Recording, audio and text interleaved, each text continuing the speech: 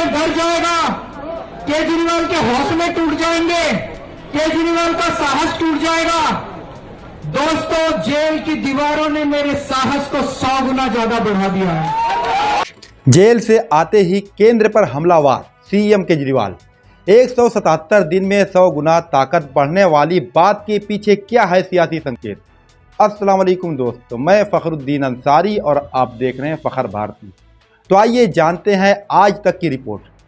केजरीवाल जिस तरह से बाहर आए, ऐसा लगता है कि वो जेल से एक राष्ट्रीय नेता बनकर बाहर आए हैं और उन्होंने ये भी आकर कहा कि मैं सच्चा था और सही था, इसलिए भगवान ने मेरा साथ दिया।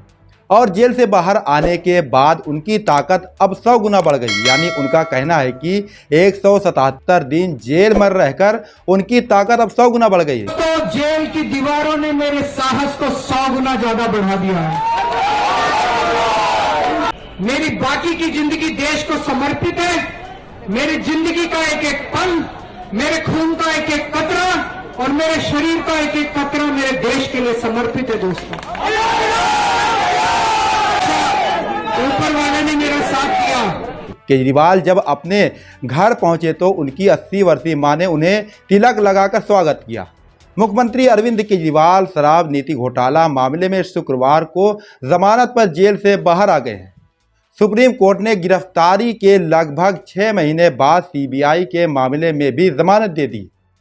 केजरीवाल भारत के पहले ऐसे नेता हैं जो मुख्यमंत्री के पद पर रहते हुए जेल गए थे और मुख्यमंत्री के पद पर रहते हुए जमानत पर जेल से बाहर भी आ गए। केजरीवाल पहले कहते थे कि उनके खून का एक एक कतरा दिल्ली के लोगों के लिए है, लेकिन शुक्रवार को उन्होंने जेल से बाहर आने के बाद ये कहा कि उनके खून का एक एक कतरा भारत के लोगों के लिए। केजरीवाल जेल से बाहर आते ही बीजेपी पर हमलावर नजर आए।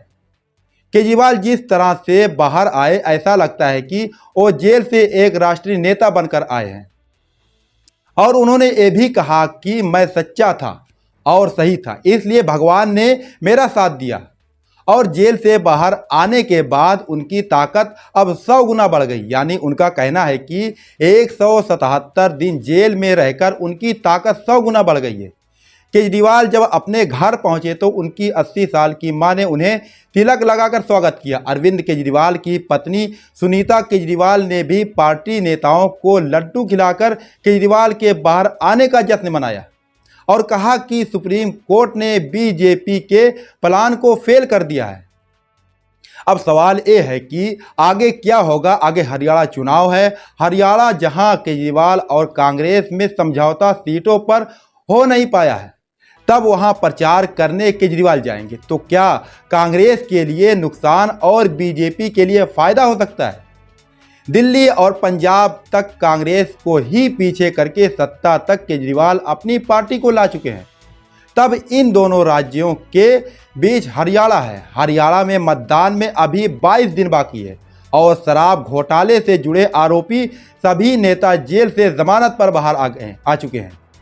अरविंद केजरीवाल, संजय सिंह, मनीष सिसोदिया, पार्टी के तीनों सबसे बड़े नेता अभी बेल पर बाहर हैं।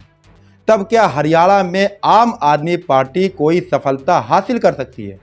दरअसल 2014 से 2024 तक लोकसभा और विधानसभा चुनाव में हरियाणा के भीतर आम आदमी पार्टी का वोट गणित देखें तो ना तो सांसदी में जीत मिली, ना तो विधायकी में। वोट शेयर 4.5% तक नहीं पहुंच पाया। पिछली बार विधानसभा चुनाव में तो पार्टी के सारे उम्मीदवारों की जमानत तक जब्त हुई है।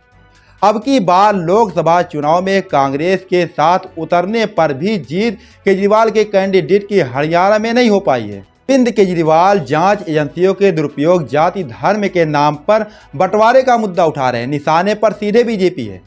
अब बीजेपी पर निशाना साधकर केजरीवाल अगर वोट पार्टी के लिए बटोरते हैं तो निश्चित है कि बीजेपी विरोधी वोट बटेगा। ऐसे में हो सकता है कि बीजेपी को ही इससे फायदा हो। अदालत ने अरविंद केजरीवाल को कुछ शर्तों के साथ जमानत दी है। जैसे अरविंद केजरीवाल मुख्यमंत्री होते हुए भी मुख्यमंत्री के दफ्तर नहीं जा सकते, किसी फाइल पर हस्ताक्षर नहीं कर सकते, इस मामले में जांच को लेकर कोई बयान नहीं दे सकते। और जांच में रुकावट डालने और गवाहों को प्रभावित करने की भी कोशिश नहीं कर सकते। ये वो शर्तें हैं जिनके आधार पर अरविंद केजरीवाल को इस मामले में रेगुलर बेल मिली है। इसके अलावा लोकसभा चुनाव से पहले जितने भी बड़े विपक्षी नेताओं को ईडी और सीबीआई ने गिरफ्तार किया था, उन तमाम नेताओं को भी अब जमानत मिल चुकी है।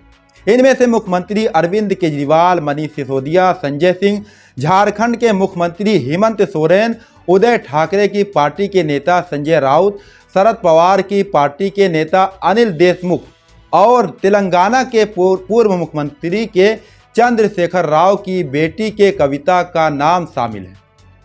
दिलचस्प बात यह है कि ईडी और सीबीआई ने जिन विपक्षी नेताओं को लोकसभा चुनाव से पहले गिरफ्तार किया था, उनकी पार्टियों ने तो लोकसभा चुनाव में शानदार प्रदर्शन किया, लेकिन जो विपक्षी नेता अलग अलग मामलों में सीबीआई, ईडी की जांच का सामना करते हुए बीजेपी में शामिल हुए, उन नेताओं ने चुनाव में काफ़ी खराब प्रदर्शन किया।